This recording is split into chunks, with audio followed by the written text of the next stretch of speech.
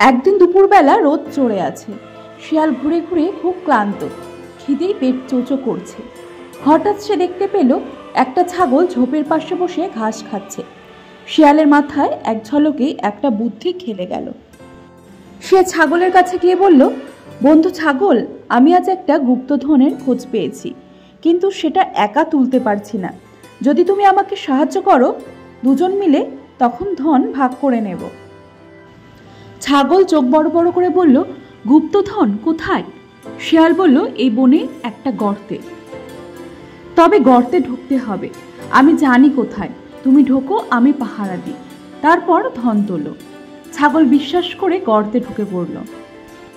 শিয়াল বাইরের থেকে গর্তের মুখ বড় একটা পাথর গড়িয়ে দিল, আর ভেতর থেকে ছাগল চিৎকার করলো, এটা কি করলি রে শিয়াল? শিয়াল হেসে বলল, বন্ধু, গুপ্তধন তো তুই। আজ রাতে তোকে রান্না করে খাবো। কিন্তু গর্তের ভেতরে একটা সাপ ঘুমাচ্ছিল। ছাগলের চিৎকারে সে জেগে উঠল আর রেগে গিয়ে শিয়ালের দিকে ছুটে এলো। শিয়াল পালাতে না পারায় সাপ তাকে ছোবল মারল।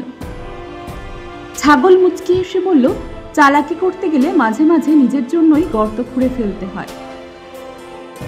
শিক্ষা, অন্যকে ফাঁকি দিতে গিয়ে নিজেই ফাঁসে পড়ে যাওয়াটা চালাকির চরম শিক্ষা।